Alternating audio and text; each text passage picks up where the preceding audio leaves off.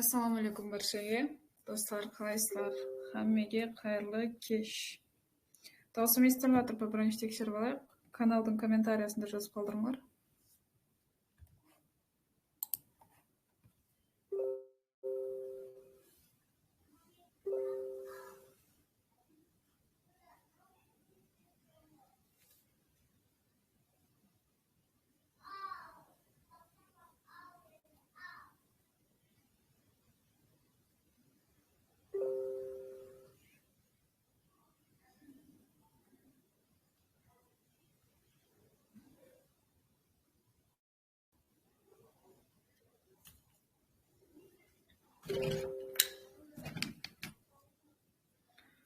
Так, do'stim eshitilyapti.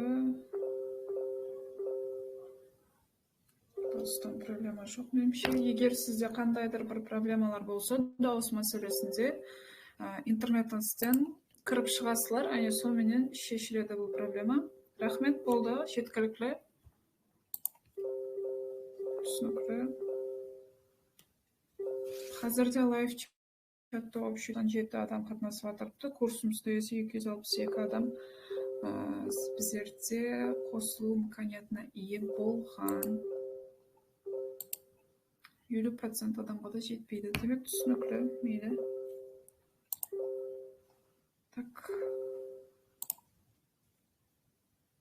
Iltimos kommentariy yozib to'xtatib turamiz. Bo'ldi, tushunarli, yetkazildi. Meshach beradi, sevda chiqib ko'p.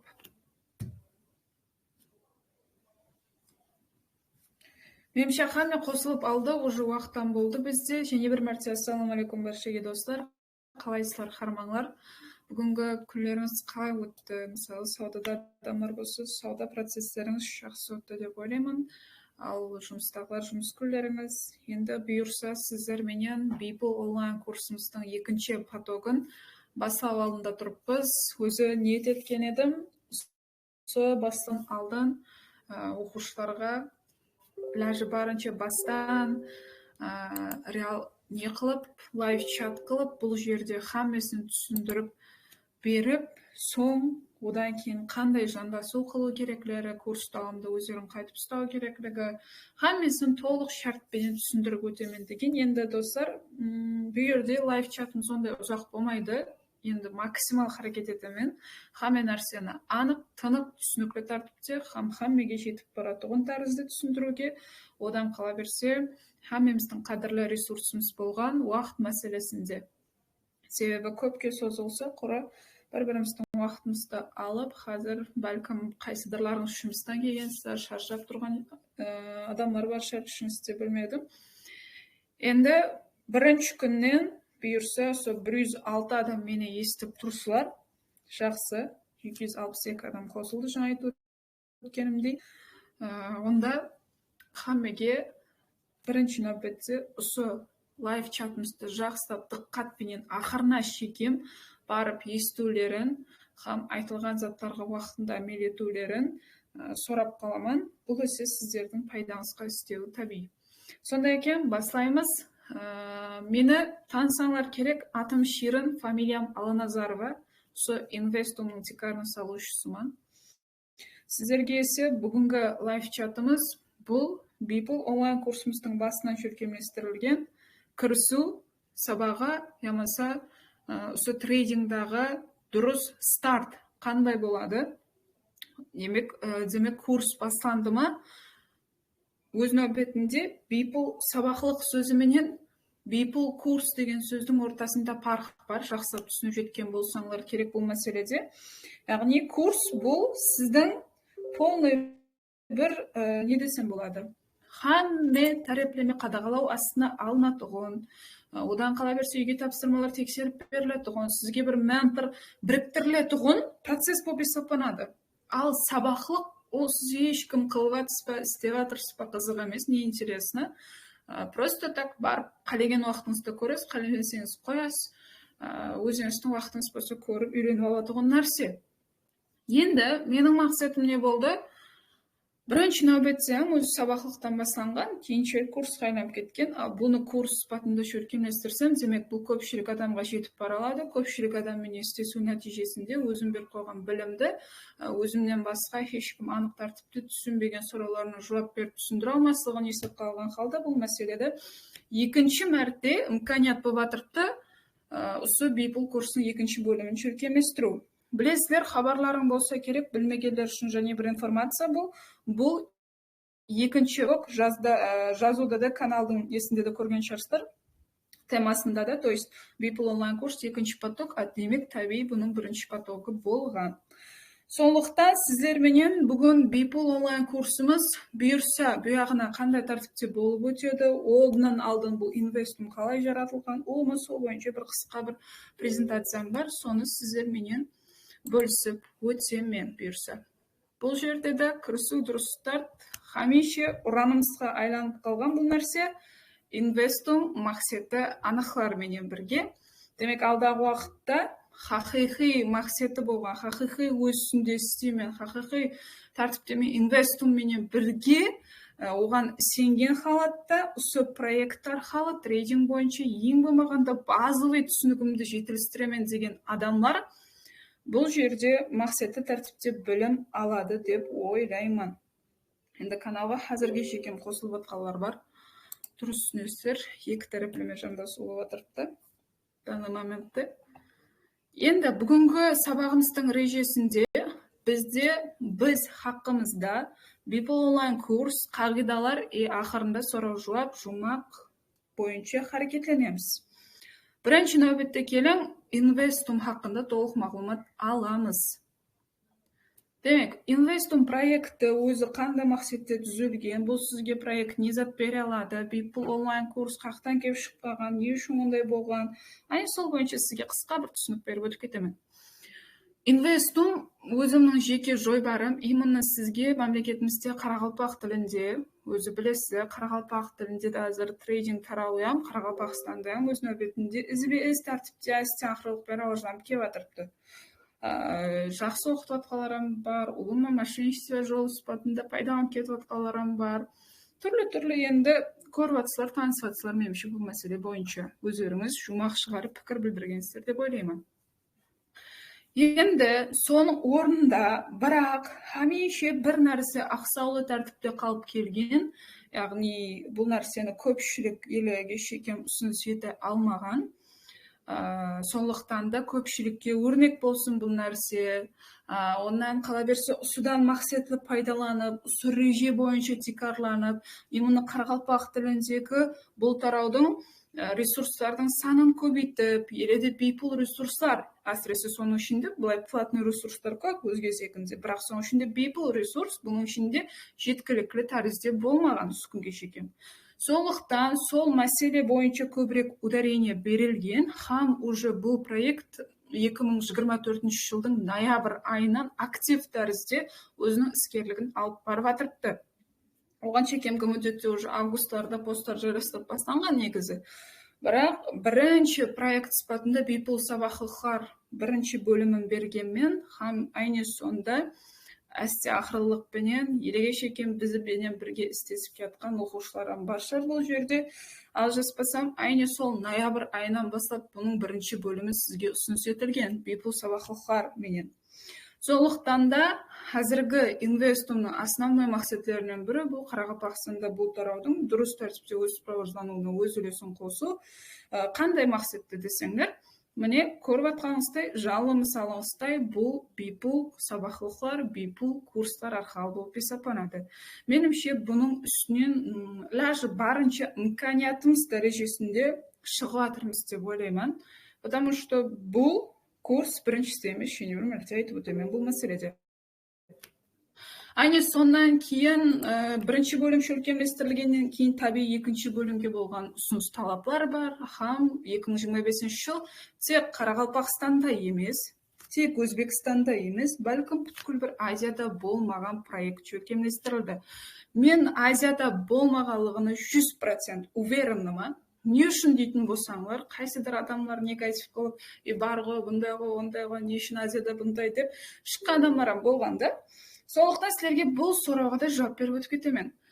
Сізге толық бір төлемлі курс имканиятын беріп, сізді 24/7 контрол қыла алатұғын, har bir оқушымен индивидуал істесе алатұғын, үйге тапсырмаларын таярлап, оларды тексере алатұғын, ямасы 3 ай давамында бірге істесуді жолға қоя алатұғын бұндай ең ақмелесі бейпул тәртіптегі курс еш жерде болмаған.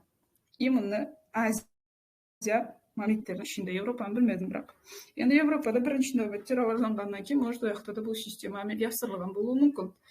Хам сондай тәртіпте біз бұяқта бейпул онлайн курстың міне бірінші бөлімі көріп тұрғаныңыздай бұл жерде октябрь сәнесінде пост желістірілген 2024 жылы. Мен ноябрьда старт берілді, одан алдынан қойылған бұл мәселе.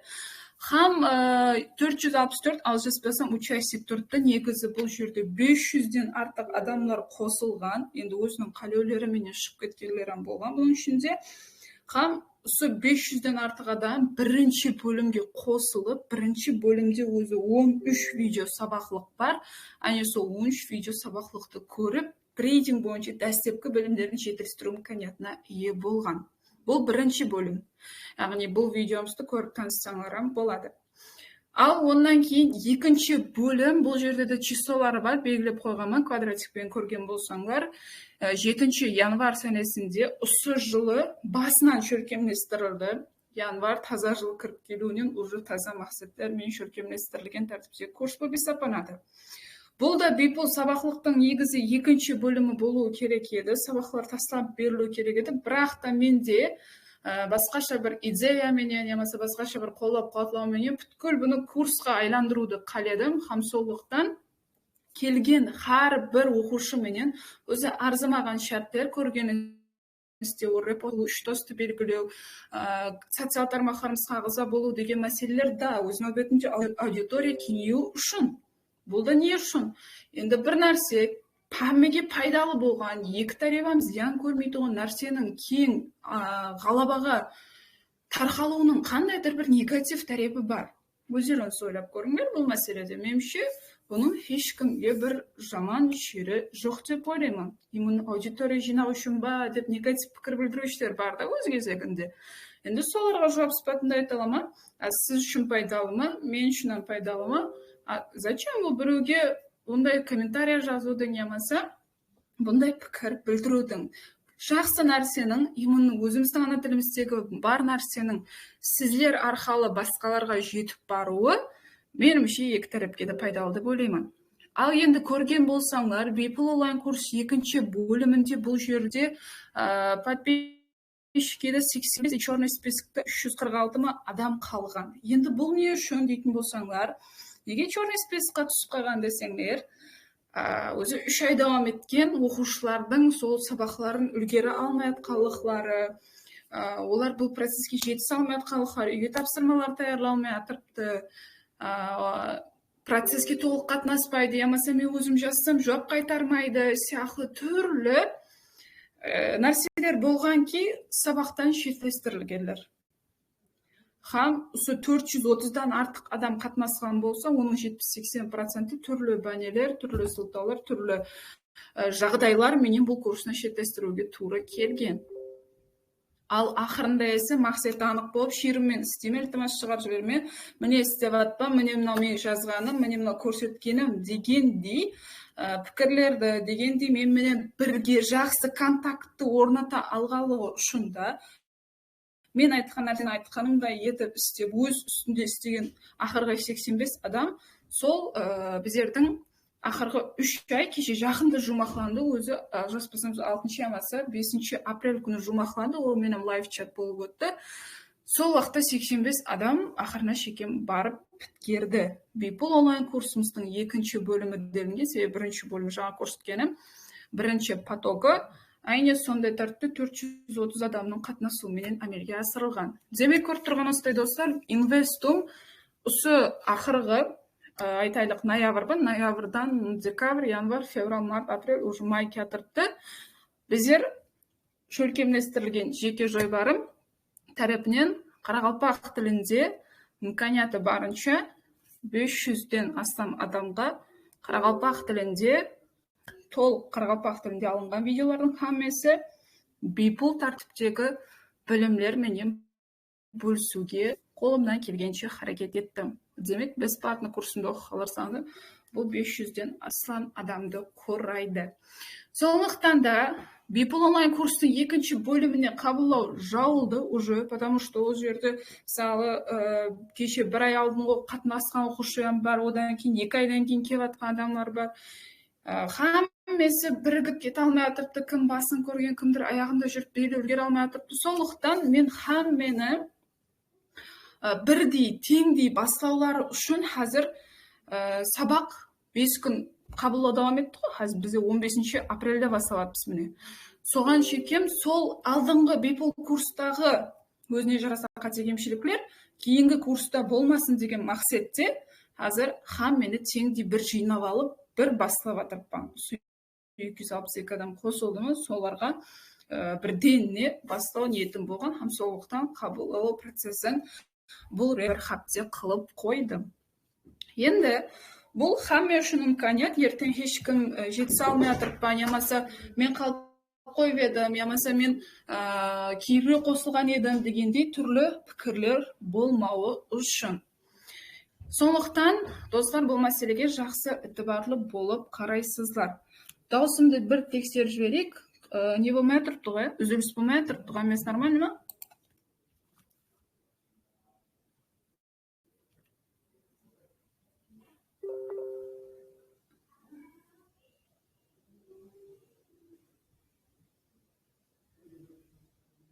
Так, даусым нормально.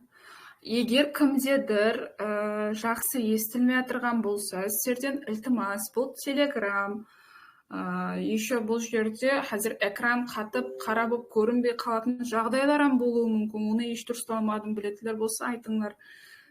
Сондықтан бұл мәселеде жақсылап кіріп шығып, қарап тұрасыздар интернетіңізді. Айне сол интернеттен қату проблемалары болуы мүмкін. Меніңше хаммеге нормально естіліп жатырды деп ойлаймын. Нормально болмай тұрғандар ілтимас бір шығып қайта кіріңдер, айне сонда жақсы болуы мүмкін. Запись қылынады видео. Меніңше қазір записам уже кетіп жатырды. Да. Записам бұйырса YouTube'қа шығады ол мәселеде. Демек, түсінікті, рахмет хаммеге. Давам етсем сонда. Хамме нормально деген ответтап жатырмын. Қазірде бізде неше адам қатынасып жатырды, так. 126 адам. Нормально. Уже 50% адам қосылыпты. Өзі қардайым 50% нормально көрсеткіш болады. Осы жерге шекем инвестум не үшін шөркемлестірілгенлігі, инвестум не істегенліктері қысқаша бір түсіндіріп беруге харекет еттім. Қазірде есе бұл оқушылардың ішінен бипул онлайн курс екінші бөлімде оқыған, ақырына шекем барған, егер инстаграмды көрсеңлер, кіресілер, investum.kr деген аккаунт бар инстаграмда. Сол жерге кірсеңіз бипул курс, давамы бипул курс деген бөлімдер бар актуальный бөлімінде. Сол актуальный бөлімін ашып қарасаңлар, сұранымы өткізгенмен халықтан сол инстаграм сторисім арқылы сонда бұл процесті нөлден бастап жарытып барайын ба, сіздер үшін қызықлы ма дегенімде көпшілік болған ауа деген пікірлерді білдіргеннен соң мен бұл процесті нөлден бастап имканиятым дәрежесінде ашық, анық жарытып баруға харекет еткенмен. Сол жерге көріңлер, танысыңдар, толық бір процесті өздеріңізге үлгі сипатында алып қараңлар, ерінбестен көріп шығыңлар. Бұйырса, бұл сіздерге мәлім бір сипат, дәлел сипатында көрсетіліп отырған нәрсе, ешқандай сіздерді алдаушылық, ямаса қандайдыр бір маркетинг жолы қылып пайдалану, сіздерді қандайдыр бір сілтемелерден өтуге мәжбүрлеу, ондай нәрсенің ешбірі болмайды. Бұл нәрсеге сол тарих куә сипатында айта аламын. Көріңдер, кіріңдер, танысыңлар, ешкімнен еш зат жасырып отырғаным жоқ. Ашық, анық тұрып Хамме Instagram, Telegram, YouTube дейсіз бе, хамме платформа тікелей тәртіпте ашық шөп істеп атырыпты. Сондықтан Инстаграмға кіресіз, көресіз, танысасыз, телеграмға кіресіз, сол жерде оқыған оқушылар бар, олардан сұран отзывларды. Енді бұл жерде новый адамдар болуы мүмкін, алдыңғы қатынасқан оқушыларым бар. Қазір никнеймларыңыз арқылы жақсы танимын, себебі әрбіріменен істескеннен кейін уже ядымда да қалып кеткен көпшіліктің телеграм никнеймлары, ол нәрсе бойынша табарлымын.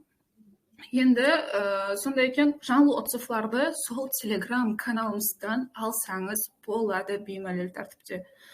Енді достар, және бір нәрсе, бұл нәрсеге ахметлі болып қарайсылар, себебі қанша біз бірге істесуіміз давамында әрбіріміздің ортамызда өзара хүрмет, өзара сенім болатұғын болса, бұл нәрсе ең ахметті фактор болып есептелінеді. Бұл нәрсені біз бір-бірімізді бекемлей алсақ, мысалы сіз инвестумға сеніп кірдіңізге, ол нәрсені шартлерді ораладыңыз. Сабақты ынтызарлықпенен күтіп отырыпсыз, мен білім алуға таярмын деп өздеріңізде қалыс ниетпенен харекеттеніп жатсызлар. Бұл жолда ілтимас мақсаттеріңізді анық қылып алдыңлар ма, енді оған фокустан толық тәртіпте не қылуға, қаратуға мәжбүр болуыңар. Потому что бастаған ісіңізді ақырына шекем жеткізіп қоймасаңлар, шала болып қап кетеді.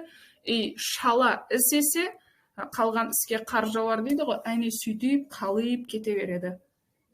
Лучший вариант, қазір басылайман дедіңдер ма?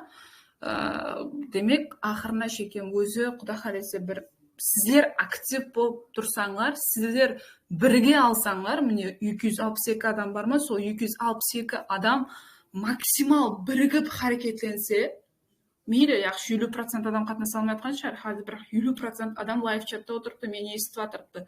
Айне солар бірігіп, бір-бірлеріңізді уақытыңызды алмастан, бір-бірлеріңізді жақсы бір түсініп, айтылған затты айтылғандай уақытында орылап, осы қазіргі мотивацияларыңды, қазіргі қалеулеріңді ақырына шекем, сол бір ай мүддеттің ішіне шекем сөндірмей харекетлене алсаңлар, мен сенімім кәміл, әлбетте сіздерде өздеріңіз күткендей минимал болса да нәтиже көрсете аласыздар бұл мәселеде. Ал бірақ сіздер бірге алмасаңлар, сіздер бұл процеске сенім білдіре алмасаңлар, ямаса құрметсіздік етіп, қандайдар бір не десем болады, сиқырлы жол іздесеңлер, просто қиналып қаласызлар. Потому что өзіне жараса талаплықлары бар, өзіне жараса алдағы уақытта бірге істесуіміз давамында тәртіп ынтызамлықлары бар ки, біз сол бойынша харекетленеміз. Сондықтан айтып отырмын. Енді бұл мәселеге және бір мәрте тоқталып өтемен, оннан алдын есе мен сізге қысқа бір статистика айтып кетпекшімін. People онлайн курсы екінші бөлімі бойынша. People онлайн курсының екінші бөлімінде Инстаграмда көрген болсаңлар, реал саудаға жандасу мәселесінде тест болады деп айтып өткен едім.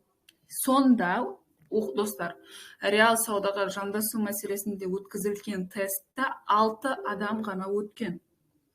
6 адам жетерлі тәртіпте 8 балды топлаған, үйге тапсырмаларын толық орылаған, маған тексерткен, Хәмме өзі 3 талап беріп қойғанмыз, сол жаңа айтып өткен, 3 талаптың барлығын орылаған адамлар менен қазір біздер сол аккаунт ашу, шығару, пұл кірту, бүйту, өйту, хәмме видеосын тастап бергенмен, уже олар қазір сауда процесінде болып есептелінеді. Сауда процесінде уже реал саудаға жандасу бойынша ояққа идеялар тасланып жатырды, бұйырса оны Инстаграмда ашық көрсетемен бақылап бара берсеңдер. Демек, бұл менен не демекшімен, сіздерді де айне сондай реал саудаға жандасу бойынша ақырғы этаплықларда күтіп тұрыпты бұл мәселеде. 430 адамнан ақырғы 6 адам қалған, сол хәмме айтқан нәрсенді айтқандай орылап келген, өз үстінде істеген оқушылар менен қазіргі уақытта реал трейдинг процесі кетіп жатырыпты. Енді достар, сіздер менен бүгінгі өзі лайв чаттың амтикарға мақсаты, бүгін қылатқан лайв чатымның, бұл әрбір оқушы алдағы уақытта қалай харекетлену керектігін түсіндіріп беруден барат болады. People онлайн курсымыздың қысқаша бір сізге қандай тәртіпте болып өтуін өтемен. Меніңше, инвестум қандай проект, ол сізге не үйрете алады, ямаса күнге шекем ол не істеген, оқыту процесі қандай болған, отзывлар қандай, сенсе болады ма, реально нәрсе ма дегендей сұрауларыңа, ямаса мен инвестумға не үшін сенуім керек дегендей сұрауларыңызға қысқа болса жауап таба алдыңдар деп ойлаймын. Енді есе беймәлел осы Beeple онлайн курсымыз қандай тәртіпте болуын сізге түсіндіріп өтіп кетемін. Beeple онлайн курс сабақлар давамлылығы 1 ай, яғни негізі 1 ай, 1 плюс деп жазып қойғанмын бұл жерде, потому что оның ішінде Beeple онлайн курстың бірінші, екінші бөлімдері бар. Курс 2 бөлімнен барады, яғни бірінші бөлімі отдельно, екінші бөлім отдельно. Бірінші бөлім табиғи рәвіште екінші бөлімге қарағанда аңсатырақ болып еседі, екінші бөлім құрамалырақ. Сондықтан 1 айдан может көбірек, 1 апта көбірек, ямасы 2 апта, 1,5 айлардай созылып кетуі ықтималы жоқ емес. Ал курс өткенде 2 бөлімнен, бірінші бөлімнен 13 видео бар. Хаммесі видео сабақлық сипатында сізге тастап беріледі. Сіз сол кейінгі сабақлық тасланаман дегенге шекемгі мүддетте ол сабақларды көріп, танысып алуыңыз керек болады. 13 видео сабақ YouTube'қа жайластырылады. YouTube'да ашық көрсетіледі, сол жерде көріп таярлайсыздар тапсырмалары. 13 видео сабақ болады екен, демек оның ішінде сіз нені аласыз? Трейдинг не зат? Қазір мен расы трейдингнандай, базар тұрыбындай деп отырғым келмей жатырды, себебі уже ол май шығып кеткен тема. Меніңше трейдингді түсінбейтін адам бұл жерде емес деп ойлаймын. Трейдингге қызыққан кейін, бұл нәрсені түсінген кейін, содан кейін барып кіріп көріп жатырды, потому что мен Инстаграмда реклама бергенімде де пәлен қылғыңыз келеді ме, төлен қылғыңыз келеді ме демедім, бәлкім. Сол Beeple онлайн курс екінші поток бастан жатыр. Оқиман десең, сондай шарт бар дегендей қылып шықтым, и оны есе трейдингді түсінетін адам ғана орылады деп ойлаймын бұл шартларды. Демек, 2 бөлімнен барады екен. Бірінші бөлім 13 сабақ YouTube'да жайластырылады. Сондықтан хаммеңіз бұл жерде неше адам естіп отқан болса мені YouTube'қа подписка басасыздар. Меніңше басқаныстан кейін бұл жерде отырсыздар. Содан кейін линк берілген әммеге. Шығып кетпеңдер, сол жерде қоңырау түймесін басып қойсаңдар, таза видеолар шығарылса, әне сол жерде келіп тұрады сізге. Екінші бөлімде есе 12 сабақтан барады. Бұл Телеграмға хаптесіне 3 мәртеден тасланады. Яғни бүгін тасланса, мысалы ертең тасланбайды, арғы күн тасланады. Бұл 2 күннен бір дегені. Екінші бөлім 12 сабақтан барады болады екен. Оның ішінде сіз нені үйренесіз? В основном трейдинг базарларына кірісу, техникалық анализдеу түрлері, хам фундаментал анализ, индикатор, трейдинг журнал түзу, риск менеджмент, трейдинг портфельный зат, трейдинг психология. Құласа хаммесі түсіндіріледі. Ал сабақларымыз әрдайым 21:00-де тасланады. Сондай қазір лайв чатымыз нешеде басталған болса, сол 21:00-де көріп танысып алсаңдар болады. Қапте ақырында әрдайым түсінбеген сұрауларыңызға жауап алу мәселесінде лайв чат жүргізіледі. Мысалы, айтайлық біз Beeple онлайн курсының бірінші бөлімін бастадық. Бастағанымыздан соң 1 аптаның ішінде енді бірінші бөлім аңсатырақ, сондықтан бұл видеоларды күніне 1 мәртеден немесе 2 видеодан шығару мүмкін, себебі видеолардың ұзақлығы максимум 2 минуттан 10 минут аралығында болады. Одан артып кетпейді бірінші бөлім. 10 минуттан артып кеткен видео жоқ, ол есе сіздің түсініп алуыңызға, бұл нәрсені ұғып алуыңызға, емесе практика істеп көруіңізге может 24 сағат жетеді деп ойлаймын. Сондықтан күнде қылу мүмкін бұны бірінші бөлімді. 21:00-де тасланады. Ал екінші бөлім есе видеолар ұзақлығы, давамлығы бұл ең кемі 29 минут болған. Ал жаспасам, ең ұзағы 55 минутқа шекем созылады. Тап бір кинода етіп жаратылған, расы қысқа метражлы. Сонда етіп көресіздер. Және бір нәрсе, кинода етіп жаратылып деген, енді кинода қылып көру керек деген зат емес, бұл білім. Онда есе өзіне жараса зерікулер болуы керек. Себебі білім алыныватқан уақытта таза сабаққа, немесе таза информация алынса, бәрібір миымыз шалқаулық етеді 15 минуттан кейін. Сондықтан бұл мәселеде жақсылап ітібарлы боласызлар.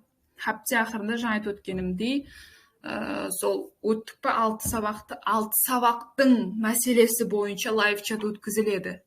Біз пипс не зат, лот не зат, метатрейдер не зат, то есть сондай ақ өттік па сол видеолар сол 3 видео шеңберінде сәубет әмелге асырылады.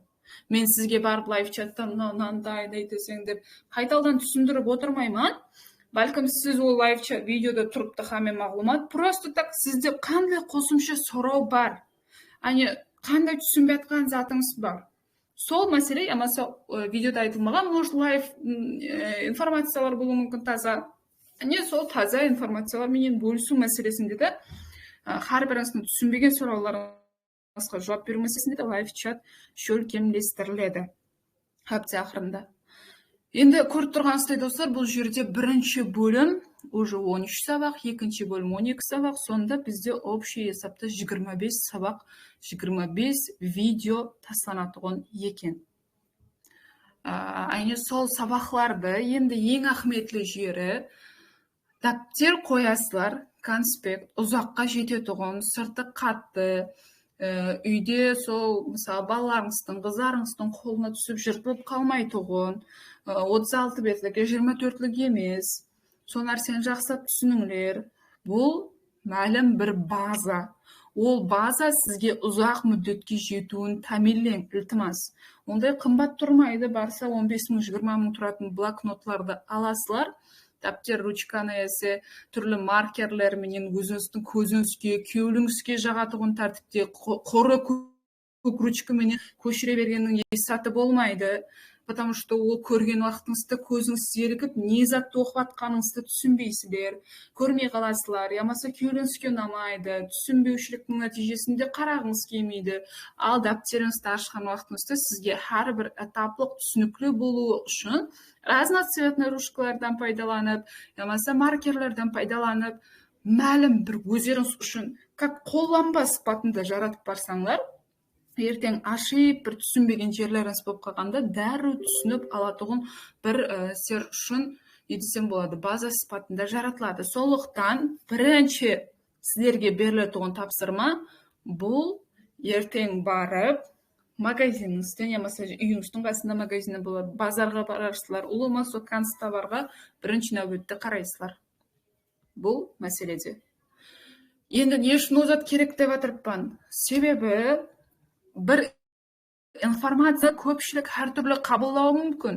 Қазір айтып атқан затымды может сіз естіп қабылдарсыз, емесе визуал тәртіпте көріп қабыл етерсіз, және біреудің айтып бергені арқылы естіп қаларсыз. Енді ол әркімде әртүрлі кешетұғын зат, бірақ сонда да бір нәрсе іліми тәртіптен ысбатланған, бұл нәрсе адам қашан жазса, миіндегі тарқақ пікірлер бірлеседі. Яғни бір тоқтамға келінеді, бір порядкаға түседі. Сондықтан жазып үйренсеңлер, өздеріңіз үшін пайда. Мейлі сіз қолда жазбаң қалесеңіз, сіз қолда жазып отыру ұнамайтұғын шығар дәптерде, қайсыдырларыңызға. Компьютердан, ямаса телефоннан қазір біреуге чат месседжін қылады ғой.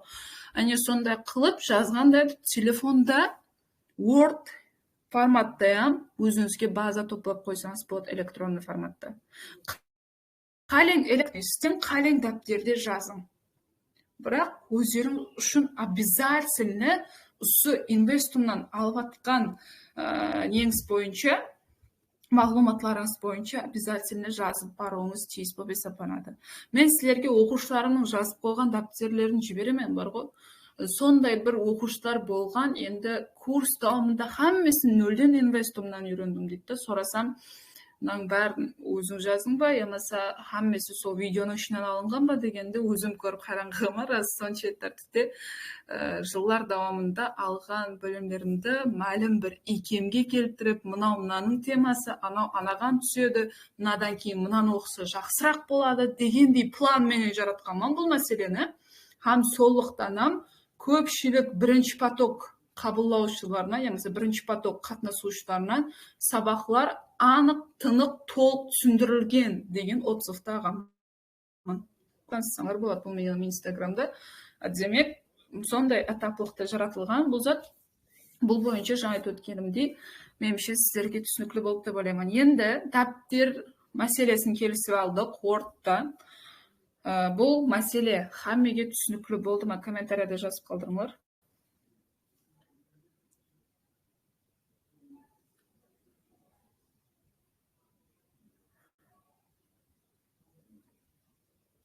Ким кайтып калай истөө керектиги, не истөөңүз керектиги.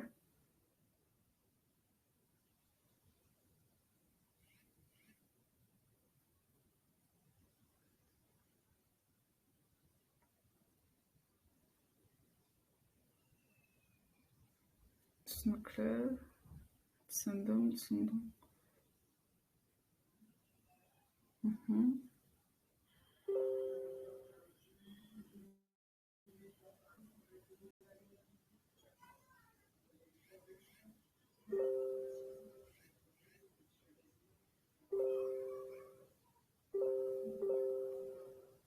Так, түсүнүктүү, рахмет. Менимче көпчүлүк сөйлеп аткан сөзүм, айтып аткан гапым толук каракалпак тилинде, илажы барынча хамме түшүнө турган, сол не десем болот, илимий тилден түшүнө турган, апай жалпак тилден түшүнө турган адамдар улума общение эстей турган тилде түшүндүрүп берүүгө аракет этип атпан.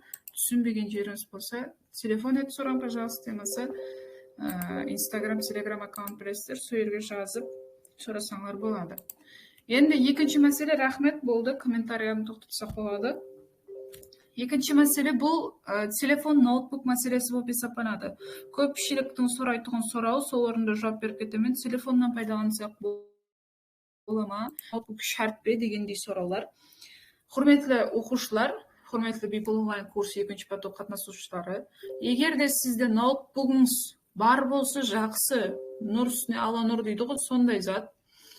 Жоқ болатын болса, олан проблема емес. Қазір білесіздер, ондай трейдинге күшті ноутбугам керек емес. Егер алалатығын шариатыңлар болсалар, 2,5-3 миллионлық ноутбукты асаңлар болады, айкоры 3-тен жоғары.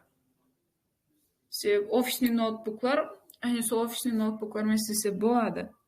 Егер ала алмаймын, қазір оған шариатым жетпейді дейтін болсаңлар, жақынларыңызда болса, арендаға болса ап тұрыңлар. 1 ай, 1,5 ай тартипте беремен, қайтарып дегенде шартпенен, өзара келісімменен. Ал енді улуу имканияты жоқ болатын болса, телефондан пайдалансаңлар болады. Бірақ имканият болғандай сезіліп қалса, iltimos сіздерден максимал ноутбук жамаса үйіңізде настольный компьютер болса, сол настольный компьютердан пайдалануға харекет етіңдер. Потому что көріңдер, телефонның дюймына қараң, экранына, ал ноутбуктың экранына қараңдар.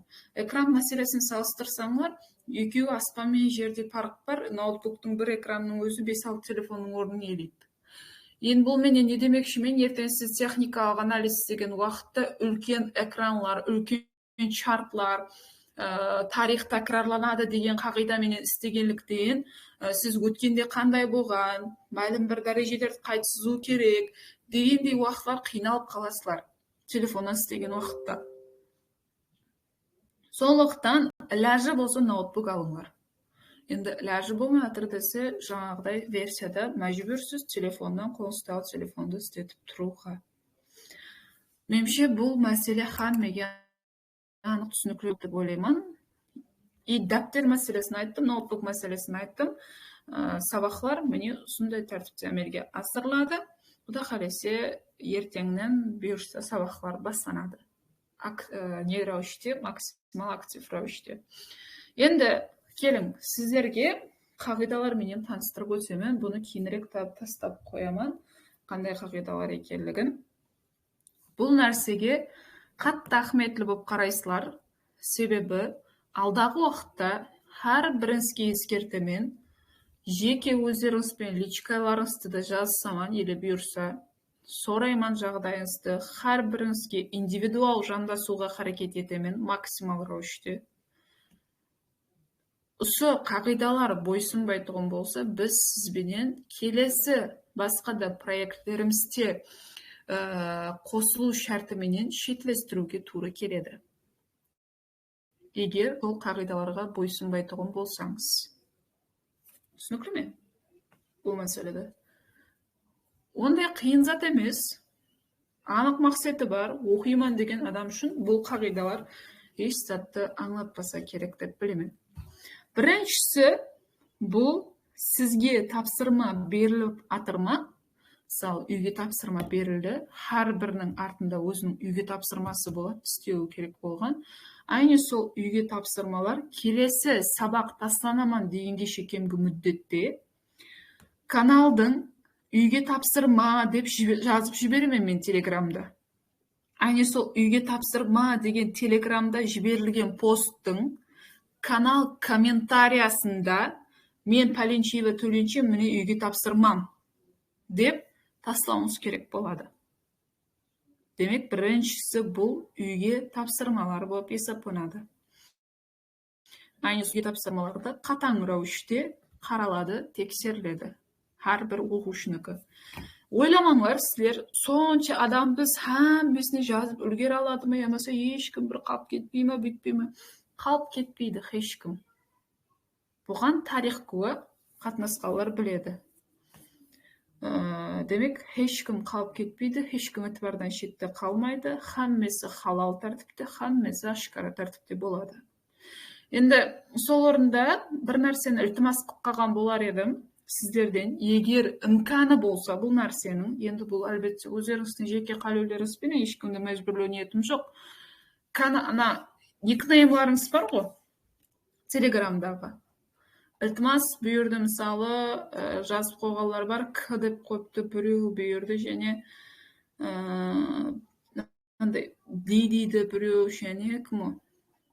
Құласы түсініксіз атлар бар ғой, стик қойғалады, гүллер, жүректер.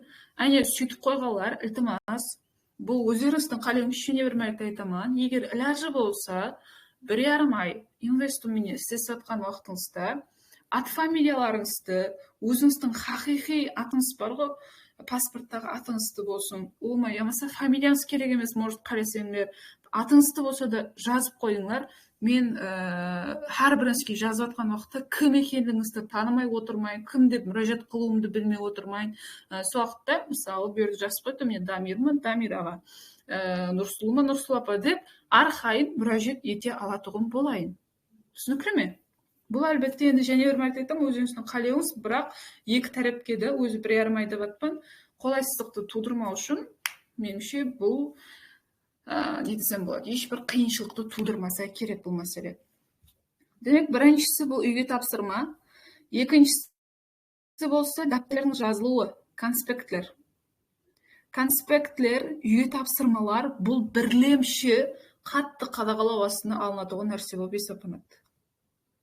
Сол нәрселер істелінбей атырма, демек мен қандайдыр, қайсы біріңіздедір пассивлікті көріп атырпан ба, обязательно ол адамның личкасына ескерту SMS-і жіберіледі.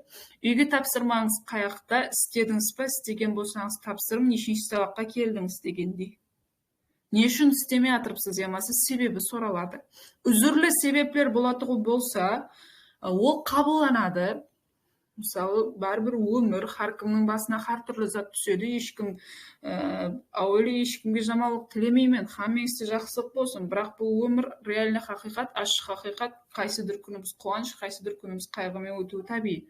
Сондықтан сондай жағдайлар болса, бұл нәрсе қарасылады максимал тәртіпте.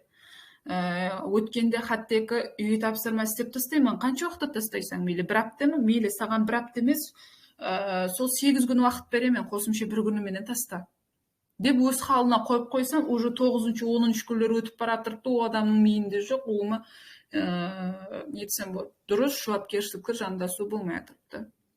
Сонда екен, бірінші нәубетте сіз мені құрметлемең, сіз инвестумды құрметлемең, сіз өзіңіз құрметлеуді үйренің, өзіңіздің қызығушылығыңызды құрметлеуді үйренің, өзіңізді бірінші орынға қойың, сіз қызығып атқан нәрсеңізді бірінші орынға қойың, һәм онда әзірден сізде де және бір не бар, имканият бар, басылап атқан ісіңізді ақырына шекем жеткізе аламан ба осы нәрсені, көзім жете ма осы 1,5 ай мен тыным білмей харекет етіп, үйге тапсырмаларды уақытында орылап, шерімменен бірге істесуге деген сұрауларыңызға жауап тауып алуға.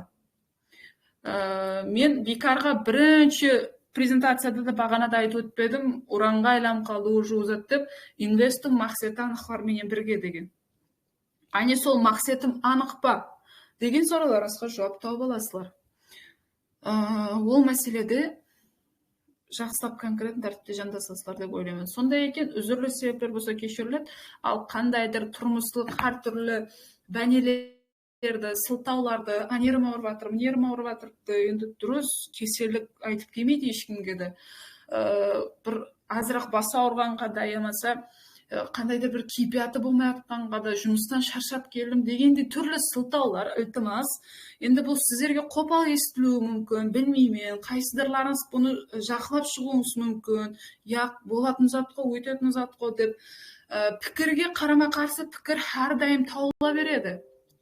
Ешқашан ол, мысалы мен бір позитив пікірлесем, бір негатив пікірлеп береді. Ямаса мен негатив айтсам, бір позитив тауып береді, яқ бұндай ғой деп. Себебі әркім әртүрлі жандасады бұл мәселеде.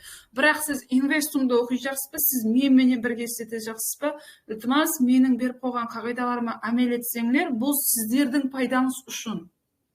Мен ешкімді ажыратып тастауым, ямаса ешкімге бір уровеньна массастырып, не имкан беруім, ямаса оларға қарап тұрып жандасу деген затлардан өтіп кеткенмен мен өйтіп істеп отырмаймын. Хаммеңіз теңдейсіздер мен үшін. Хаммеге теңдей имканият беремін, теңдей имканият жаратылады. Хаммеге халал тәртіпте, ашқара тәртіпте, түсінікті тәртіпте жандасылады. Потому что бұны өткенде де қылғанмын, бұдан кейін Құда қаласа максимал тәртіпте де акция болып істесуге әрекет етемін. Бұл мәселе бойынша ешкімді наразы қылу ниетім жоқ, бұл жерге қосылып алып, қостыртты біздерді одан кейін үйреткен исат жоқ дегендей нетсем болады, пікірлер отзывлар маған керек емес. Сондықтан өткен курстан көрсеңдер болады, 99% халатта мен Құдайға шүкір позитив пікір алғанмын. Адамдар тарапынан білдірілген пікірлер бойынша. Көпшіліктен ешқандай наразылықшыларды көрмегенмен, бірде-бір адамды наразы қылып жібермеуге әрекет еткенмін. Мақсатым, дұрыс түсінесіздер, құрметті People онлайн курс қатысушылары, сіздерге реально трейдингға жандасу қандай тәртіпте болуын көрсету. Потому что қазіргі күнде қаламыз ішінде де түрлі курслар бар. Және өрмәтедемі қайсыдырларында жақсы өретеді, қайсыдырларында сіз есатты үйренбейсіз, просто так төлеген суммалар қалады, блогерластырылып кетіледі. Ұлыма айтқанда, мақсат көпшілікке бұл ресурстың жетіп баруын тәмінлеу арқылы, мысалы курста оқуға шариғат жетпей жатқан адамдар бар шығар, әне соларды оқыттыру, әне соларға бір аурулы, машғалы жеріне имканиятымыз дәрежесінде жәрдемдесу, хам басқа трейдерларға да бұл нәрсе істесе болады екен, демек Қарақалпақстанда да қарақалпақ тілінде ресурс жаратса болады екен, People курс қылса болады екен дегендей нәрседе ысpatlап қоюдан ібарат болады. Бұның бірінші бөлімі ысpatlанды. Бұйырса сіздерменен екінші потоктың қандай тәртіпте көркемдестірілгендігін анық ашқара гуасы, жанлы гуасы боласыздар бұл процестің. Бұны да бұйырса көпшілікке дәлелдейміз и біз біргелікті үлкен күш екенімізді көрсетеміз деп ойлаймын. Сондай екен, үйге тапсырма конспект мәселесіне қатты тыбарға алынады. Әрбір адам индивидуал жандасады, еш қайсыңыз қалып кетпейсіздер, мен бұған гарантия беремін. Бұл мәселеге жақсылап қарайсыздар. Үшіншісі есе, мен жазған уақытымда, мен инстаграмнан болсын, телеграмнан болсын, мен сізге жазып атпан, не қылдыңыз, үйге тапсырма істедіңіз ба, каналда актив болмай атырыпсыз, семасы үйге тапсырмаларыңыз қайда дегенде смс сіздің личкаңызға жетіп барды ма, сіз оны оқып тұрып, маған жауап қайтармай атырсыз ба? Мысалы, мен 2 күнлік күтемен, 3 күнлік күтемен, 1 күнлік күтемен, ұлыма күнлік күтемен. Сол адам жазсын деп. Ең кемінде айтыр 24 сағат күтеме анық. сондай кылып жазганымда сиз маған ытыбар берместен, жагдайыңызды түшүндүрместен, немкурайлык менен карап атырсызбы? Мен білмеймін, сіз қандай жағдайда екендігіңізді айтпасаңыз. Мысалы, врачқа барсаңыз, қайеріңіз ауырып жатқанын айтпасаңыз, өзіне өзі біліп алмайды ғой. Сондай екен, мағанам жағдайыңызды айтпасаңыз, оқып тұрып көріп, ітібарсыздық қылсаңыз, мен сізде қандай случай болып жатқанлығын палашып көрмеймін, ілтимас, қопалмаңызды болғанда да. Сондықтан немқұрайлықпенен жандаспайсыз, жауапкершілікті тәртіптегі оқушы боласыз. Сол талаптылықтар өзі қысқа, бірақ анық тәртіпте болды деп ойлаймын. Сол үш талаптылықтарды жақсы орындау зарар болады. Егер көріп тұрып, жауап жазбастан, просто сіз қалдыратұғын болсаңыз, мен сіздің жағдайыңызды білмесем, группадан шеттестіріп жіберуіме туры келеді бұл нәрсе. Тикар болып қызмет етеді. Сіздерге және бір мәрте ескертемін. Себебі мен сізде қандай случай болып жатқанын білмеймін. Мысалы, екіліп жазғаннан кейін SMS-імді, хабарымды оқымасаңыз, немесе оқып тұрып жауап қайтармасаңыз, бұл шеттестіру үшін тикар болып қызмет етеді. Бұл нәрсені дұрыс түсініңдер. Группадан шеттестірілген әрбір оқушы черный списокқа түседі деген сөз, қайта қосылмайды. Бұл группаға қайта қосылу имканиятына ие емес. Сол нешінші сабақта шығарып жіберген болса, болды, сонымен кетеді. Бұл есе хаммеде имканият бар, еш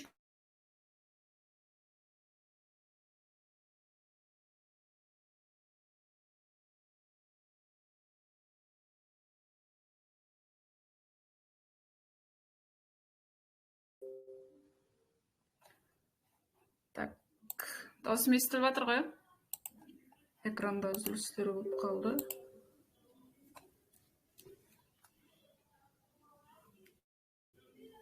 Даусым тексеріп жіберейік бір.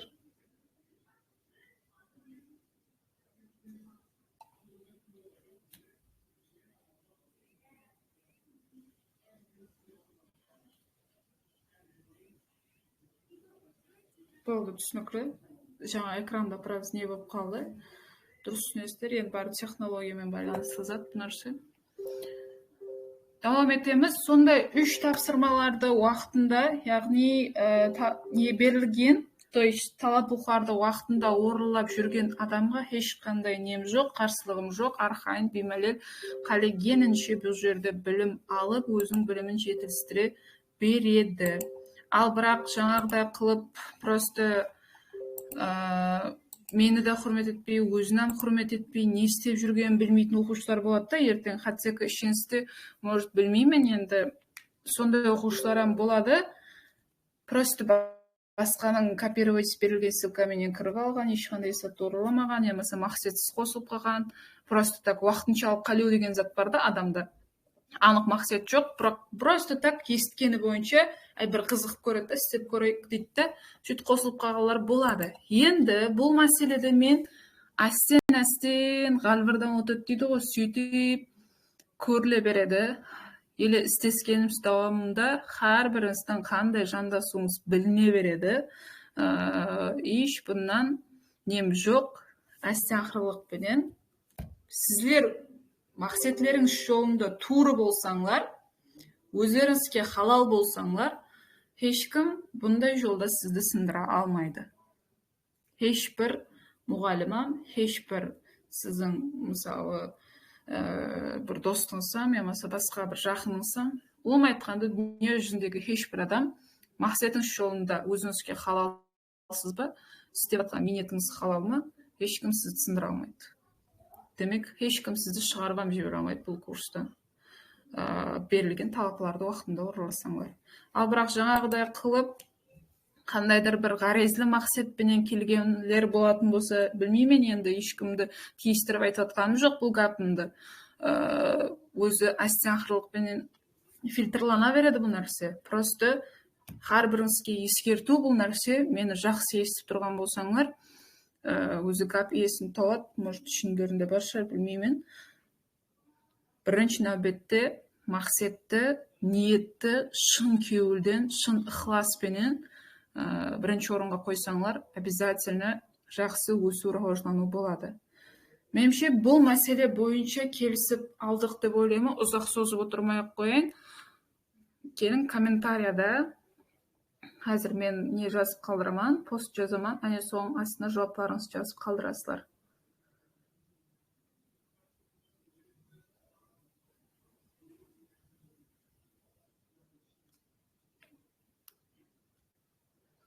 Так.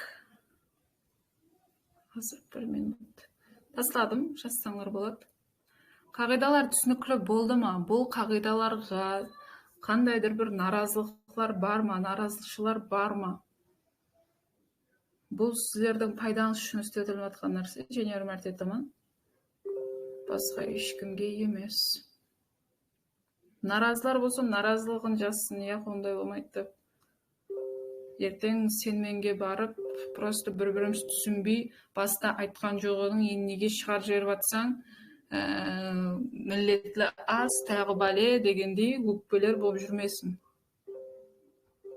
Себебі болғанда сондай наразылықтар. Хамме өзінің субъектив пікірін берілуі керек.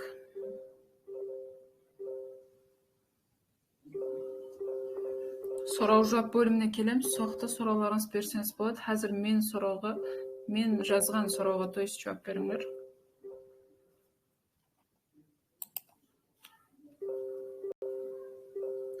Хамменің пікірі ахметлі. Қазір бұл жерде 56 комментария келді.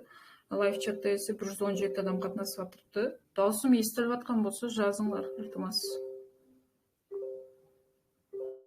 Себебі жаңа айтқанымдай сенменге бару ниетім жоқ.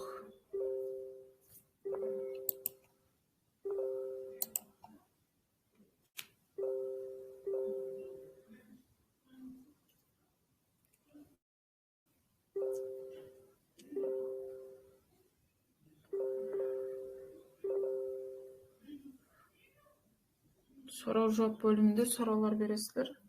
Қазіресе мен сұраған сұрауға жауап беріңдер, және бір мәрте айтамын. Бұл нәрсені туры түсіндіріп болмасам, қиыншылық болады ертең.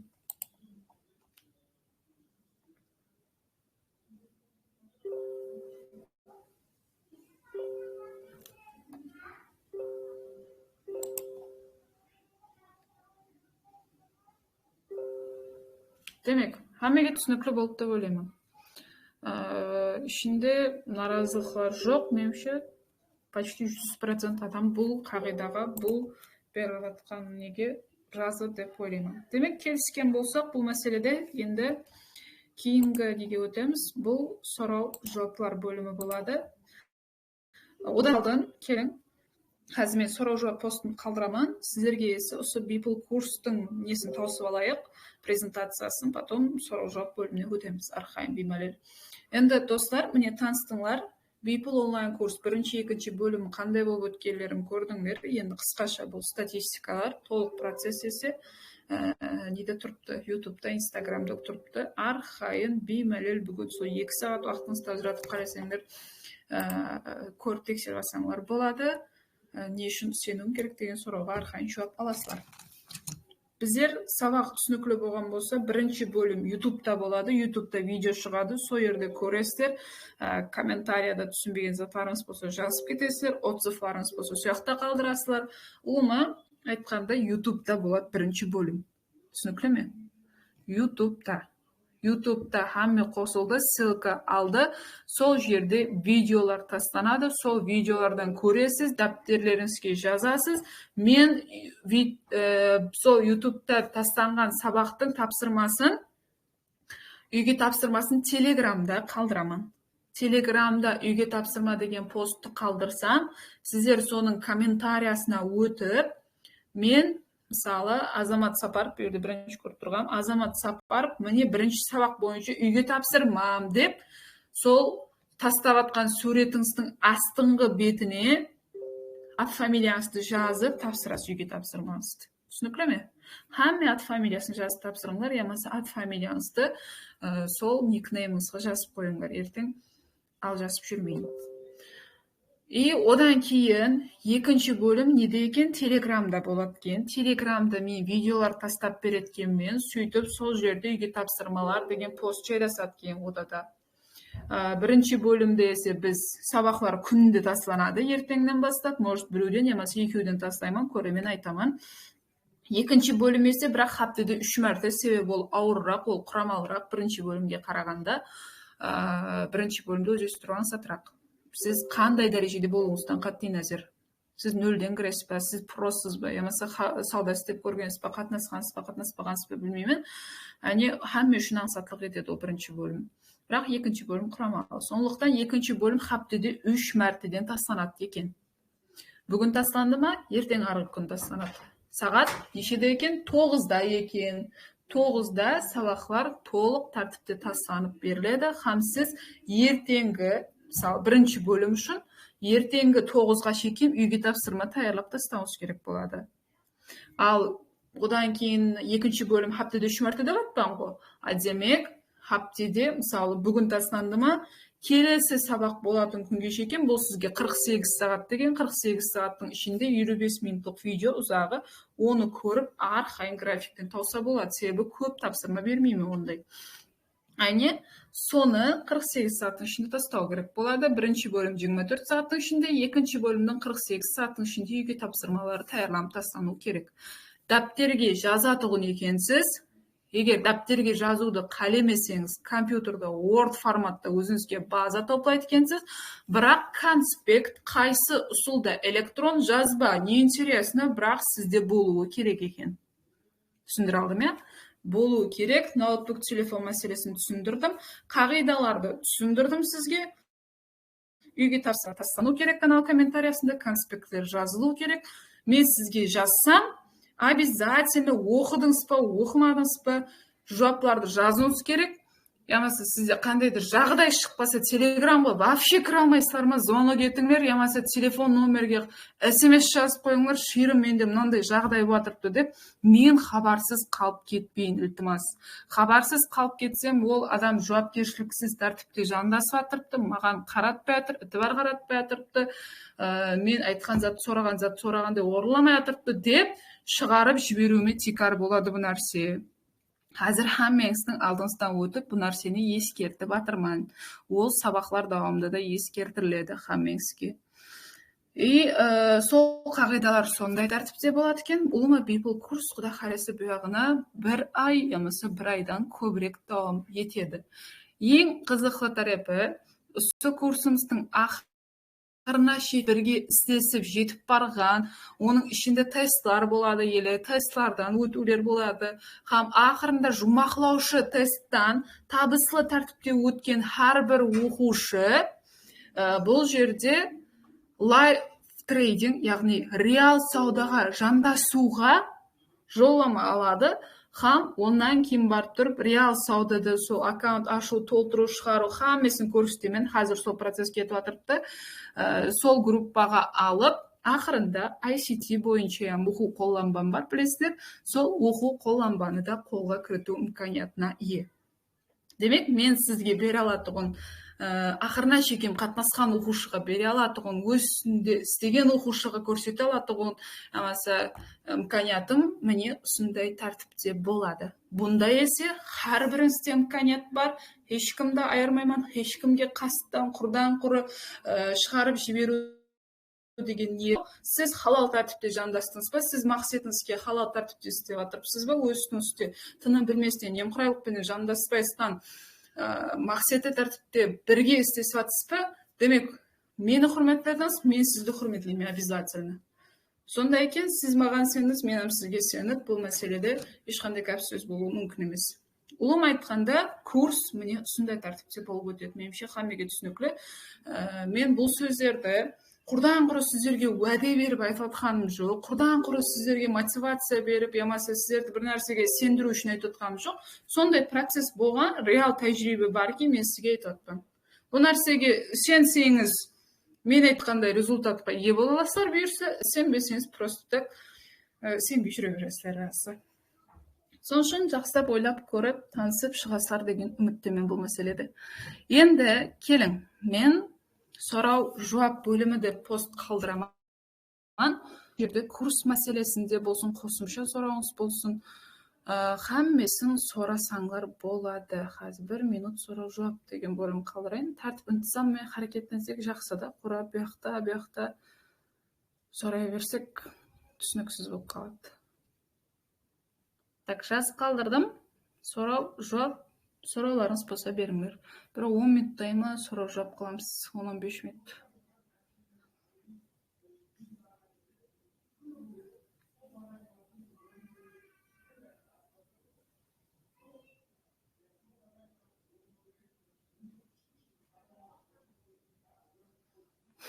Так, басладық онда сұрауларға жауап. Улума фундаменті жоқ болған, улума нөлден кіргелер үшін қиын болмайды ма курс? Шухрат аға, сіз нөлден кіресіз бе? Жаңа айтып өткенімде, сіз про дәрежедесіз бе? Бұл курс өзі нөлден бастап атқандар үшін бұйырса қиыншылық тудырмайды. Сіз айтқан затында айтқандай етпістен, көрсеткен затын көрсеткенде етіп орылауға харекет еттің, максимал әрбіріңізге тиісті бұл нәрсе. Бұйырса қиыншылық тудырмайды, себебі сабақлар өздеріміздің ана тілімізде, қазір мен сізге қандай тілде түсіндіріп беріп отқан болсам, сондай тілде түсіндірілген. Өздестіру мәселесінде қиыншылықтарға жүзеге келсе, 24/7 саппорт қызметі сізді қолдап қуатлайды, беймәлел түсінбеген сұрауларыңызға жауап ала аласыздар. Меніңше сұрауға жауап алсаңлар, алдым дең, болмаса ақырында мына сұрауым қап кетті, емаса толық ала алмадым дегенде 30 қалдырып кетіңдер. Кейінгісі Навар Бакирова, 1 ай давамында реал базарға кірмейміз бе? Дәл сондай. Саудаға кіру ұсыныс етілмейді. Сіз алдынан сауда істеп жүргенлер, енді тәжірибесі болады олар болса, мейлі, бірақ сіз вообще нөлден болатын болсаңыз, саудаға рұқсат жоқ. Құры кірсеңлер, ертең минус қылы бүкпелеп жүресілер де базарға. Солықтан айтқан затымды кірмеңдерін бе? Кірмең болды. Білім алу керек пе? Білім. Мен бекарға реал саудаға жантасуды ең ақырына қойып қойғаным жоқ. Потому что бірінші нәубетте мен саудаға кіртіп жіберсем, қазір бүгін трендовый линия үйреттім, ертең давай трендовый линия бойынша саудаға кірдесем, ол адам бар ойы сделкада болады, бар ойы ақшасын көбейттіруде болады. А трейдинг десе, трейдинг психология үлкен орынды елейді. Сіз мысалы, о трендовый линия сізге қашандыр әдет түсіне айлам кетпегенше, оны саудада қолданудың керегі жоқ. Солықтанан құрдан құры реал трейдинға жандасу деген затты ең ақырында тестпенен қабылдап қойғаным жоқ. Бұны түсірсіңіздер. YouTube видео неше күнде тасланады? Бірінші бөлім күнде тасланады. YouTube'дағысы өзі YouTube'да тек бірінші бөлім болады, екінші бөлім Telegram каналда болады. Ол есе 2 күннен бір тасланады. Осы лайв-чат YouTube'ға қойылмай ма? Бұйырса қоямыз, көреміз ол мәселеде. Күндіз компьютер бар, күндіз сізік бола ма компьютердан? Әлбетте. Ассаламу алейкум, валейкум ассалам. YouTube'да тапсырманы қайда тастаймыз? Telegram каналға таслайсыз. Айтаман, мысалы, не тастадың ба, линк тастадың ба, әне соны линктің комментариясының астында, және бір мәрте айтамын, сол жерде, мысалы, Сайра Ибраимова, мен үйге тапсырма бірінші сабақ бойынша деп, сол Телеграмда жазып жатсыз ғой комментария бөліміне, сөйтіп тастайсыз. Оқып жүріп базарға кіруге бола ма? Меніңше бұл сұрауға жауап беріп өттім. Түсінікті сұрақ жоқ менде, жақсы. Бірінші бөлім бойынша видеолар күнде таслана ма? Әлбетте сондай. Қараңдар. Жоғарыда сұрауларға сәл оқып шығыңдар, бірдей сұраулар көбейіп баратыр. Бірінші сұрау, сабақтың барысы қанша уақыт? Мен жоғарыда да айтып өттім. Сәл кеште қосылдыңыз ба деймін. Бір ай ямаса бір айдан көбірек давам етеді. Екіншісі, онлайн сабақ күнара, офлайн сабақ күнде, екеуінде үйрететін затлар бір ме? Онлайн сабақта, офлайн сабақлықта да сіздерге айтатын болсам, онда үлкен ықтимал парқ сезбейсіздер, бірақ офлайнның аты офлайн, бәрібір реал бірге 100-500 көрісіп, сауда істеп, ақырғы, енді әлбетте ояқты да ақырғы қаптелікте болады сауда, офлайн мәселесінде де үйретіледі тұрған заттар классика, SMC, ICT-лар, хаммесі микс форматта көрсетіледі. Өзіңізге қолай версияны таңдап жазылсаңдар болады. Оффлайннан бүгін басланды уже. Оғанда жазыламан десеңдер, жазылсаңдар болады. Телефон номерге хабарласа, жеке тәртіпте сұрау жауаппенен қабылдаймын. Бәрібір, енді слишком нөлден бастап атқалар болатын болса, оффлайн бәрібір атыменен оффлайн. Оффлайн жақсы деп ойлаймын, егер нөлден түсінсеңдер. Инвестомкары қанша уақытлық нәтижеге ие? Меніңше сізді кеште қосылғансыз, бұл мәселе бойынша да жауап беріп өткен едім. Қазіргі уақытта 6 айдан бері уже почти 6 айымыз кетіп жатырды. 500-ден артық адамға бейпул тәлім беру бақытына ие болдық. Сабақ тек тасланамай емесі сабақ уақыты лайв чатта болып, сол жерде сұрау беріп қатынасып отырамыз ба? Лайв чат хаптенің ақырында болады, сабақ видео тасланады. Сұрауыңыз болса, личкама берсеңіз болады. Яғысы каналдың комментариясында сұрайсылар, сол жерде тасланады барлығы. Сұрауларына жауап аласыздар. Лайв чат есе har хаптенің ақырында. Мысалы, ұсы хапте бастанды ма, қала күні сағат 9-да болады. Har қала күні 9-да. Лайв чат сол сабақларымыз таусыламан демегенше. Екінші бөлім черезден боламы солай ма? Сондай. Алдым, рахмет. Сіздің личкаңыз бар ма? Бар. Инвестум.кр деп жазсаңдар, сол біздің личкам. Видео запись қылынады. Ютубта сабақлықты қалай көреміз? Ютубта қалай видео көрсеңіз, сондай тәртіпті көру қиыншылығы жоқ. Ссылка тастап береміз, арқылы кіресіздер. Онлайн сабақ хаптесіне күнде ма? Бірінші бөлім күнде, екінші бөлім черезден. Дәптерге сіз тастаған сабақлық видеоларды жазуым керек па, я керек жерлерім ба? Енді расы презентацияларында керек емес заттың өзі жоқ. Хаммесем керек, қолайы өзіңізге енді ол жағы. Мүмкін, енді нөлден бастап атқан болсаңыз, хаммесін көшіргеніңіз жақсы. Трейдинг үшін қандай маркадағы ноутбук алсақ болады? Егер ұзақ мүддет пайдаланамын дейтін болсаңыз, табиғи жақсы iCore 5-7 сияқты қымбат ноутбуклар бар. Соларды алып қойсаңыз, жақсы ұзақ мүддетке істетемін десеңіз. Енді қазір қаражет мәселесіне қарап, маған сондай удобнырақ версияда керек десеңіз, ол уақытта қазір 2,5 миллионлық офисный ноутбуклар бар, 3 деген iCore ядро венесіне қарайсызды, әне сондан алсаңыз болады. Рахмет назарыңыз үшін пайдалы болған болса қуаныштымын. Сабақлар қай стратегиялар бойынша үйретілді? В основном классика. ICT үйретіледі ме? ICT бойынша қолданба, реал саудаға жандасу каналына өткеніңізде беріледі. Сол уақытта көрсеңіз болады. Түсінікті, қайсы брокерді пайдаланамыз? Ол мәселелер реал саудаға жандасу мәселесінде көріп өтіледі. Брокер мәселесі. Так. Бірінші потокта қатынасқамы 13 сабаққа дейін конспекттерім бар. Біздер қайтеміз, басқа тапсырмаларды орындап конспект жазбаймыз ба? Егер сіз бірінші бөлімде қатынасқан болсаңыз, конспекттеріңіз толық болатұғын болса, сізге мысалы 5 сеуін істе дедім ба, оффлайн тәжірибесінде, яғни үйге тапсырмасын, енді 2 есе істеуіңіз болады. Сөйтіп тәжірибеңізді арттырсаңыз болады. Бірінші бөлімде қатынасқалар диққатына бұл нәрсе. Сіз қатынаспадыңыз ба, жазуға мәжбүрсіз. Бәршес түсінікті эксемді регистрация өтіп қойып едім, болама компьютер дәфтер таяр, тек уақыт ажырату керек. Рахмет сізге алдағы жұмыстарды. Түсінікті болған болса, сіз меніңше Дамираға алдыңғы курста қатынасқан болсаңыз керек.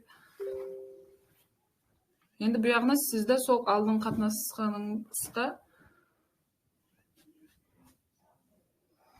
сондай қылып жазсаңыз болады.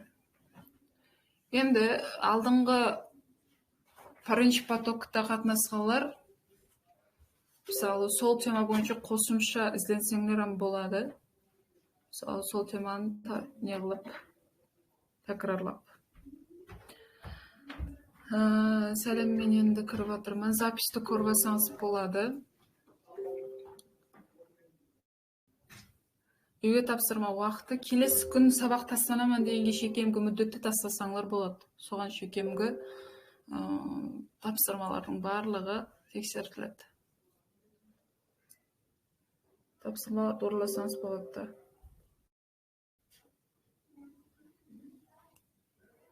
SNR Support Resistance сабақлығымыз бар да.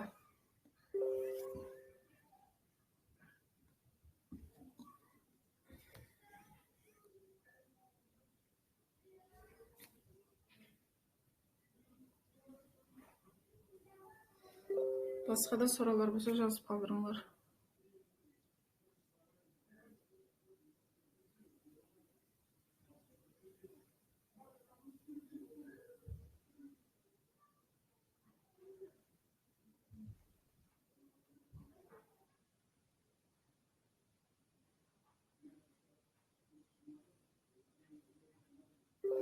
Хаммеге теңдей жамдасылады обязательно. Ояқларына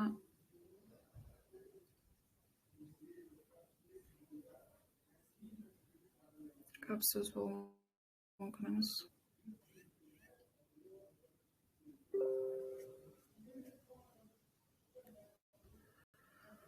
Так. Қанша уақыттан бері сіз трейдинг? 2 жылдан асқан. SNR, SMC, ICT хақында түсінік берсеңіз бұларды да техникалық анализге ұқсаған ба? Бәрі базарды техникалық анализге ұсылы болып есептелінеді, просто har түрлі жандасу. Енді бұл бойынша қосымша арқайын түсіндіретін темада үлкенірек етіп. Азыр бір қысқа видеоның ішінде түсіндіріп кету мысалы қиын, бірақ сізге бір мағлұмат айта аламын. Хаммесі сол базарды техникалық анализдеу түрі, har кімнің мысалы көз қарасы жандасу har түрлі, айне сондай жандасулар бойынша. Сабақлар ертеңнен басталады бұйырса. Шахназ апа.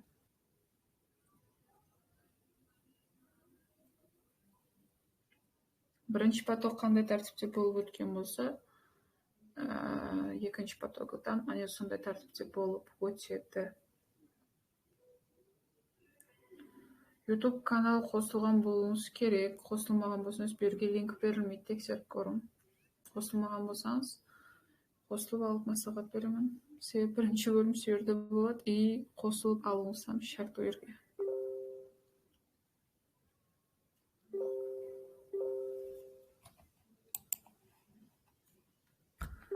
Так, кішкене бір 2 минут, одан кейін сұрау жауапты жұмақлаймыз.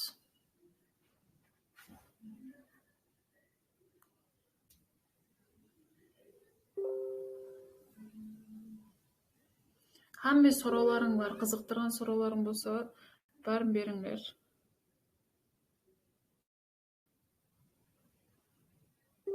Мен реалда істеп көрдім. Дальше сіздің тапсырмаңызды да істеп екеуін бір алып кетсем, туыры болама, білімім бар, азмас. Опыт тез өспей ма сонда?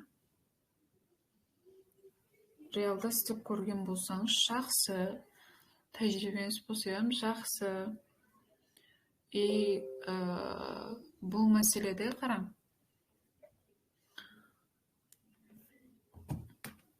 Қандай десем болады? Енді оқу не үшін керек? Мысалы, не үшін оқу жақсы? Таби, сізде қандайдыр қате кемшіліктер болған кейін, сондықтан оқу несіне шешіміне тоқталғансыз. И сондықтан қазір главный фокусты имканияты барынша білімге қаратсаңыз, сауда қашып кетпейді.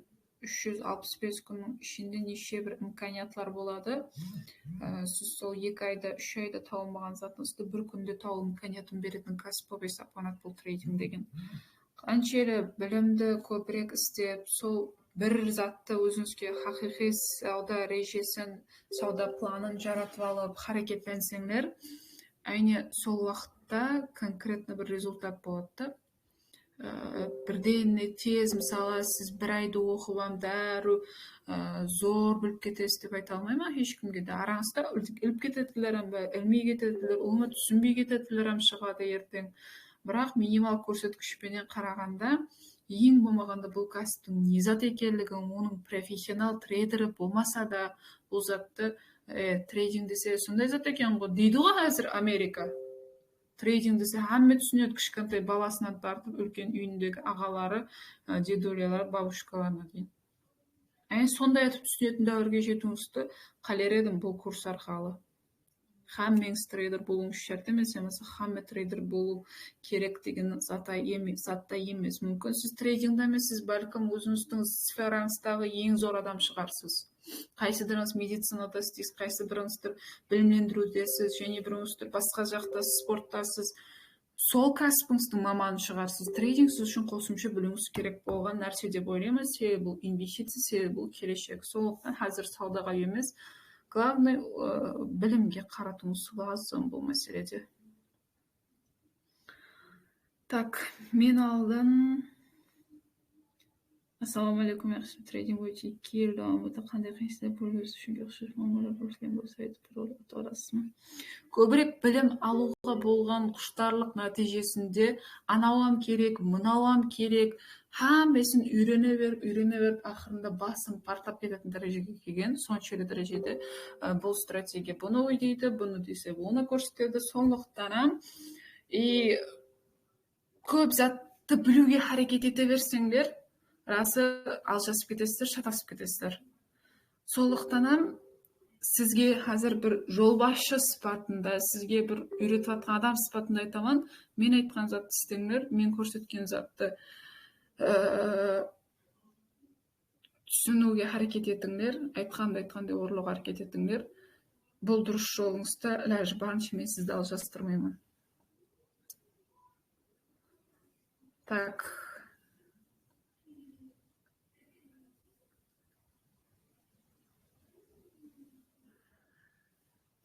Сабақларды уақытында орылу ең ахметтісі, чатқа қатынасу есе қосымша өзіңізге білім алу үшін керек. Демо аккаунт, басқа аккаунт, ол бойынша саудаға қашан таярсыз, жандасасыз деген уақытта айтылады. Бұл поток туториал саудасы үйретесіз бе, алдың поток туториал өте алмай қалдық. Обязательно.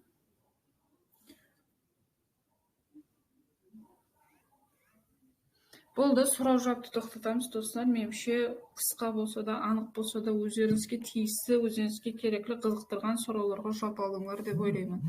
Енді курстың бүгінгі сізге презентациясы осындай, сізге инвестум не бере алады деген сұрауға жауап. Міне инвестум сізге алдағы уақытта осы білімдерді, осындай жандасуды кепілдей алады.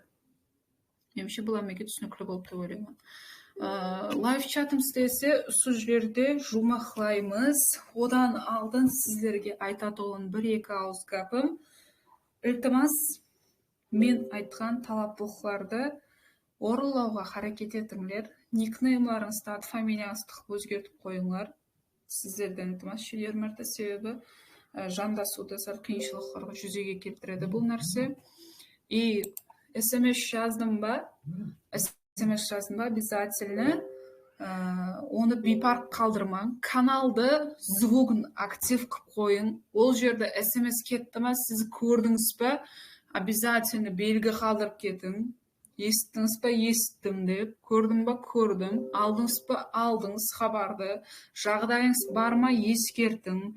Мен хабарсыз қалып кетпейін. Өзі істесетұғынымыз 1-1,5 ай актив тәрізді істесетұғынымыз. Енді одан кейін пассив, конечно, істесу бола береді. Любой сұраларға жауап алсаңыз болады мына беріп қойған мағлұматларымнан.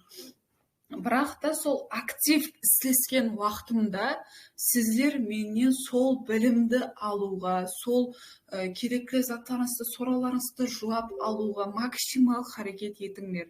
Бұндай имканият әрдайым бола бермеуі мүмкін. Мен сізге бір нәрсені кепілдей аламын бұйырса, төлемлі курстан ешқандай farq етпейді бұл бейпул курс, именно басқа онлайн курслардан. Енді офлайннан farq етуі мүмкін, бірақ онлайн басқа курстардан, именно соның ішінде төлемлі курстардан олыма farq етпейді. Потому что хаммесі анық ашқара ізбе-із тәртіпте программаменен дүзілген, сол программа бойынша харекеттенген адамлар уже саудаға жандаса алатұғын дәрежеге шығып кетеді.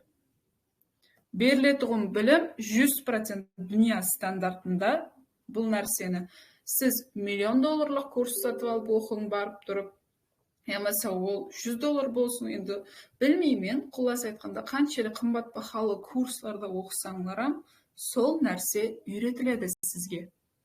Өзі дүния жүзінде 98% адам алдында беріліп атқан имканияттан қандайдыр бір сиқырлы нәрсе іздеуінің нәтижесінде бұл возможно емес, бұл имканияты жоқ дегендей ой пікірлер менен, немқұрайлықпенен қарап, өзіне келген үмітті просто жоғалтып онан пайдалана алмай қалады екен.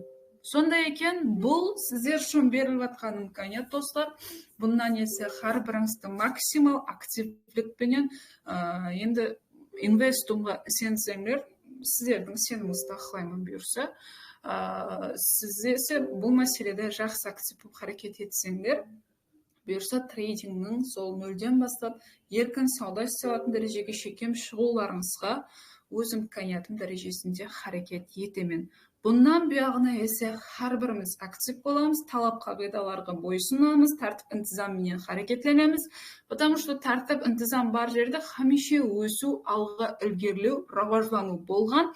Қаншелі сіз өз үстіңізде көбірек істесеңіз, өз үстіңізде талпынсаңыз, басқаларға қарағанда көбірек минет етсеңіз, уақыт мәселесін қысқартыра аласыздар. Уақыт есе ең қымбатлы ресурс болып есептелінеді. Сондықтан сіздердің менің уақытымды алмау үшін бұл сондай тәртіпте программаменен ең керекті бөлімдер деп қаратылған. Сол бойынша жандасыла алады. Мен сіздерге өтірік зат емесі құр мотивация беріп жатқаным жоқ. Бұл реально алдағы уақытта біздердің бұйырса, Аллах бұйырса жақсы күніміз болып тұрса, бірге істесетұғын программамыз болып есептелінеді. Меніңше хамеге түсінікті, алдағы оқу процесінде есе менің актив болуым, бұл процеске жақсы жандасуларын сорап қаламан, меңізге омет яр болсын.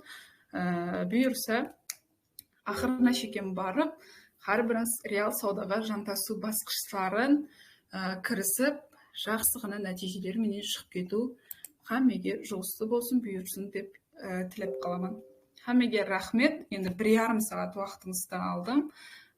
Кеткен уақытқа ашынбайсыздар. Сіздерге ләжі барынша түсіндіріп, пайдалы болып деп ойлаймын бұл уақыттан. Бұнан кейінгі білімдерім обязательно сіздер үшін пайдалы мақсатлы болады деп ойлаймын.